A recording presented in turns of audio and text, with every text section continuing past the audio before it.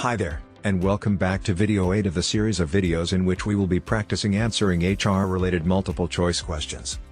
These series of videos will be particularly valuable to you if you are preparing for an HR exam like the SHRM or HRCI exam.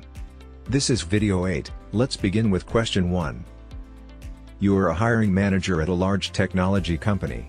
You are in the process of interviewing candidates for a software engineering position. One of the candidates discloses during the interview that they have a disability that requires a reasonable accommodation in the workplace. As a hiring manager, what steps should you take to ensure compliance with the Americans with Disabilities Act, ADA, and provide a fair and inclusive hiring process? A. Disqualify the candidate due to their disclosed disability to avoid potential accommodation requirements. B.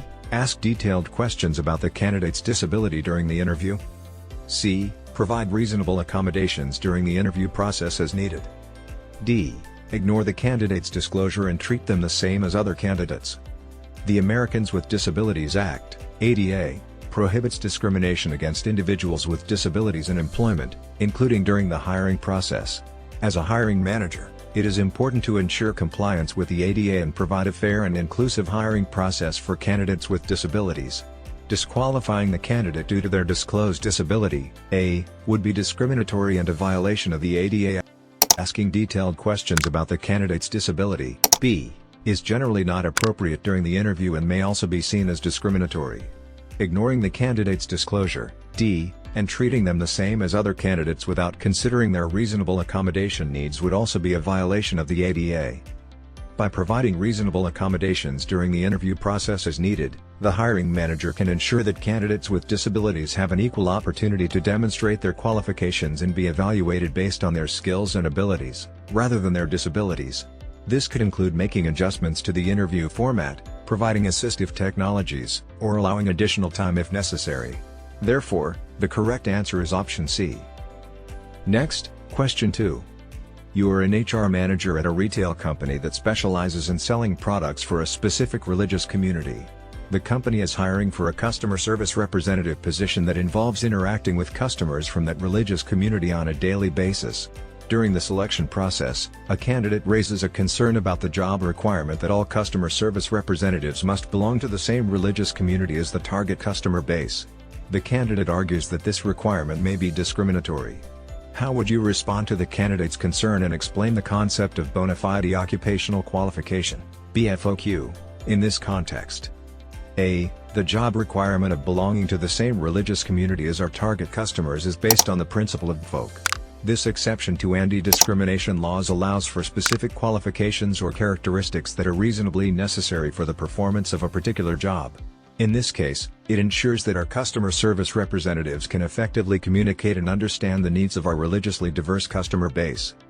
B. While I understand your concern about the requirement, it is important to note that BFOQ allows employers to make certain employment decisions based on protected characteristics such as religion, only if it is deemed a legitimate qualification for the job. In this specific scenario, the requirement is necessary to ensure that our customer service representatives can best serve our target customers who have specific religious requirements. C. We recognize that the requirement may appear discriminatory at first glance. However, BFOQ allows for certain exceptions based on protected characteristics if they are directly related to the essence of the job. In this case, being a member of the same religious community as our customers is essential to provide culturally sensitive and tailored customer service. D. I understand your concerns about the job requirement, but BFOQ recognizes that there are limited circumstances where specific characteristics, such as religion, can be required for certain positions. In this case, the requirement is justified because it is crucial for customer service representatives to understand the religious practices and customs of our target customer base. Before we discuss the answer though, here is a quick message from me. If you are preparing for the SHRM exam, then consider purchasing my SHRM study guide, the one-book learning system. I have left a link to the guide in the description of this video. Furthermore, you can also download a completely free practice test from the description of this video which will certainly add value to your test preparation. Let's get back to the video. Option B is not as specific to the scenario and does not explicitly mention the principle of BFOQ or the reasonable necessity of the requirement. Option C correctly addresses the concern about potential discrimination but does not explicitly reference BFOQ or explain the necessity of the requirement for effective customer service. Option D acknowledges the concerns but does not mention the specific legal principle of BFOQ or provide a detailed explanation of why the requirement is necessary in this scenario. Option A is the correct answer as it provides a clear and concise explanation of BFOQ in this specific scenario. It acknowledges that BFOQ is an exception to anti-discrimination laws and allows for specific qualifications or characteristics that are reasonably necessary for a particular job. It also explains that the requirement of belonging to the same religious community as the target customers ensures effective communication and understanding of the customer's needs. Moving along to question 3. You are a hiring manager at a marketing agency, and you are looking to fill a position for a social media strategist. You have decided to conduct behavioral-based interviews to assess candidates' past experiences and behaviors. During the interview, a candidate claims to have excellent social media management skills. As a hiring manager using behavioral-based interviewing, what specific questions would you ask the candidate to evaluate their skills and past experiences effectively? A. Tell me about a social media campaign you implemented that had a significant impact on brand awareness. What was your role in the campaign, and how did you measure its success? B. Can you list the social media platforms you are familiar with and briefly describe how you have utilized them in previous roles? C. Describe a situation where you encountered a negative customer review on social media. How did you handle it, and what was the outcome? D. What tools or software have you used to manage social media accounts and analyze their performance? Can you provide an example of how you use these tools in a previous role? Behavioral-based interviews focus on past experiences and behaviors to predict future performance. Option B focuses on the candidate's familiarity with social media platforms, but it doesn't provide insights into their skills or experiences in utilizing them effectively. Option C assesses the candidate's ability to handle negative customer reviews, which is valuable but does not specifically evaluate their social media management skills. Option D focuses on the tools and software used, but it doesn't directly address the candidate's skills or experiences in managing social media accounts and analyzing performance. The correct answer is option A. By asking this question, the hiring manager can evaluate the candidate's social media management skills and past experiences effectively. The question allows the candidate to demonstrate their ability to plan and execute a social media campaign, measure its success, and showcase their role in achieving brand awareness goals.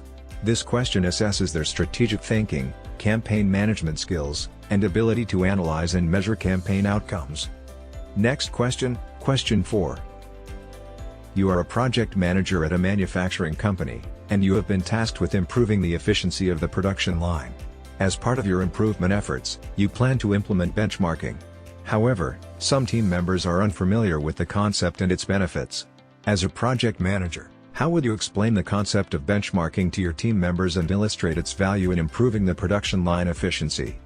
A. Benchmarking involves setting performance targets for our production line based on industry standards and best practices. By continuously monitoring our performance against these benchmarks, we can identify areas where we are falling short and take corrective actions to improve efficiency. This helps us align with industry norms and maintain a competitive edge. B.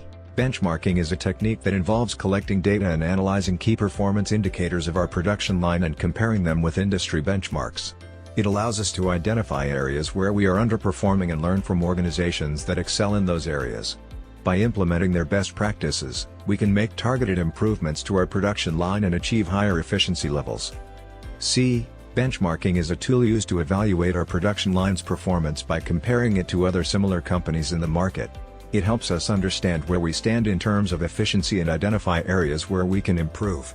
By studying successful organizations and their strategies, we can adopt and adapt their approaches to enhance our production line efficiency. D. Benchmarking is a process where we compare our performance and processes against those of industry leaders or other companies in our sector. By identifying best practices and areas for improvement, we can enhance our production line efficiency and strive for excellence. Let's say our competitor's production line is more efficient than ours. Through benchmarking, we can analyze their processes, identify gaps, and implement changes to close the performance gap. The correct answer is option D. Option D provides a comprehensive explanation of benchmarking, highlighting its purpose, process, and benefits. It emphasizes the comparison of performance and processes against industry leaders, the identification of best practices, and the opportunity for improvement. It also illustrates the value of benchmarking in improving production line efficiency by addressing a specific scenario where the competitor's production line is more efficient. Thank you for watching. Make sure to download the free practice test from the description below. If you are finding value in my videos, then smash that like button and subscribe to my channel. I post HR and leadership related videos every week. I will see you in the next video.